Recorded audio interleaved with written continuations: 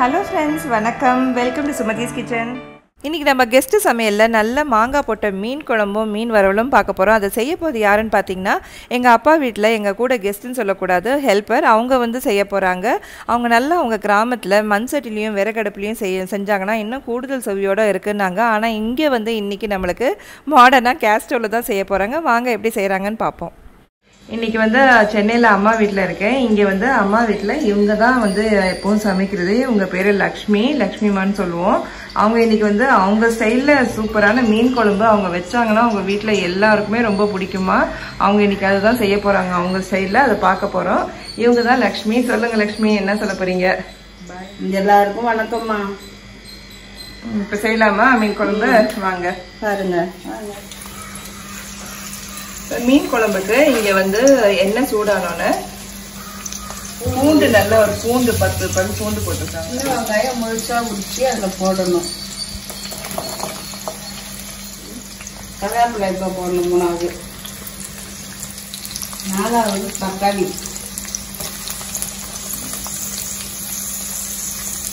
எவ்வளோ?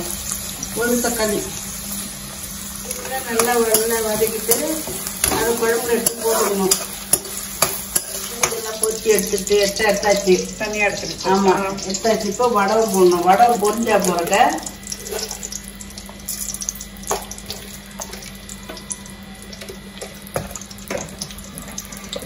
கறி வடகம் கூட சொல்லுவாங்க. கறி வடகம்.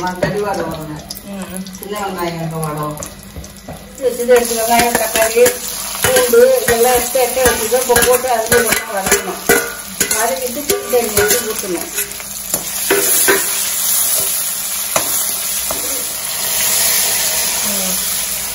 அது புளி தண்ணி ஊற்றணும். இப்போ மிளகா பொடியெல்லாம் போடணும். மிளகா பொடியெல்லாம் இப்பெல்லாம் போட்டாச்சு. பாதி நெல்லிக்காய் அளவுக்கு புளியை ஊற வச்சு அதுல ஒரு புளிப்பா இருந்தால் கொஞ்சம் புளிப்பு இல்லைன்னா கொஞ்சம் கனமா போடலாம். புளிக்கு தந்தது மீனுக்கு தந்தது போடலாம். 3 கப் தண்ணி போட்டிருக்காங்க. உப்பு ஏற்கனவே சேர்த்தாச்சு. இது 1 2 4 என்ன பார்த்துட்டு 4 கரண்டி மிளகா பொடி போடுறோம். குழம்பு மசாலா பொடி. இது இவங்க வீட்லயே தனியா அரைச்சு வச்சிருக்காங்க. இது இப்ப கடையில வாங்கினதுதான் அம்மா வீட்டுல. இது எந்த மசாலா குழம்பு பொடி நீங்க போடுறதுனாலும் போடலாம். நீங்க போட்டு பண்ணி ஒரு மொத்தத்துக்கு 4 கப் தண்ணி ஊத்திருக்காங்க. இது 6 டேபிள் ஸ்பூன் அளவுக்கு போட்டிருக்காங்க பொடி.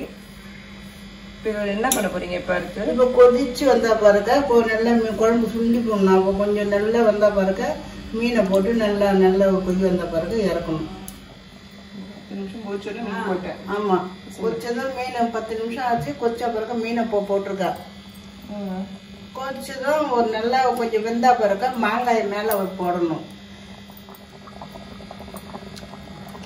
பாதி மாங்காய், கல்லாமணி மாங்காய், மீனும் மாங்காவும் போட்ட குழம்பு. அதான் ஸ்பெஷல். அதான் ஸ்பெஷல். மாங்காய் மையெல்லாம் போட்டு நல்லா இதாக்கி குழம்பு எடுத்தாச்சு. அப்புறம் சாப்பிட வேண்டியதுதான். அதுக்கு அது வறுவல். இஞ்சி பூண்டு மிளகா பொடி போட்டு பெசரி வச்சு மஞ்சள் பொடி போட்டு பெசரி வச்சு வறுவல். இரும்பு தோசைகள்ல மீன் வறுவல். ஆமா, நீங்க மாங்காய் மீன் குழம்பு போட்டு மீன் ரெடி. உங்களுக்கு பிடிச்சதுன்னா இந்த மீன் குழம்பு செஞ்சு பாருங்க, சாப்பிட்டு பாருங்க. பிடிச்சிருந்ததுன்னா நீங்க இதே செய்யுங்க. ரொம்ப தேங்க்ஸுங்க. அப்படி ரெசிபியில் டிப்ஸ் என்னென்னு பார்த்தீங்கன்னா, நல்லா குழம்பு கொதிச்சோன்னே நீங்கள் மீன் துண்டுங்களை போட்டுட்டு நல்லா 10 நிமிஷம் கொதிக்க விட்டு மூடி போட்டு வச்சுருங்க. மீன் சரியாக வெந்து நல்லாயிருக்கும். ஃப்ரெண்ட்ஸ், ஒவ்வொரு புதன்கிழமையும் வெள்ளிக்கிழமையும் 9 மணிக்கு போஸ்ட் பண்ணுறேன். நம்ம சேனலை சப்ஸ்கிரைப் பண்ணி வச்சுக்கோங்க. நன்றி, வணக்கம்.